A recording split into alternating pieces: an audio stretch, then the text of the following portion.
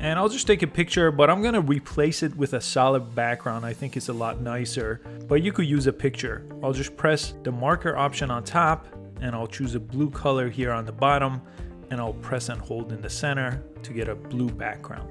And I'll press done on top. Now let me press the sticker icon, and here you could use the search option on top to look up DM me, or you could find the DM me sticker here. Let me click it. Again, if you don't have it, just wait a few days. It typically takes a little bit after you update your app to get to all accounts.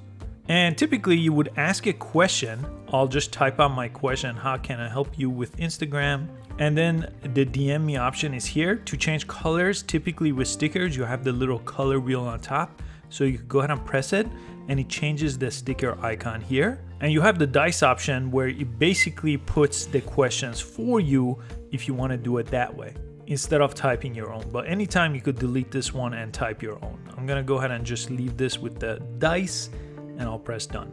Now with any sticker, you could just use your finger here and move it around. You could use two fingers here to resize it. And when you're ready, you could go ahead and share it to your story. Now let me go to another account to show you what other people see and what happens when they click that sticker. So I'm just on a different account viewing this. So if I tap the DM me option, it's gonna let me send a message to that account. So I could just type out my message, add a picture or a GIF here, and just send it.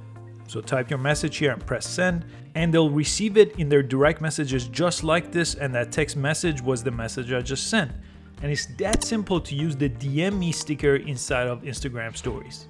Please give this video a thumbs up and subscribe for easy to follow social media and tech videos posted every single day, and I'll see you next time.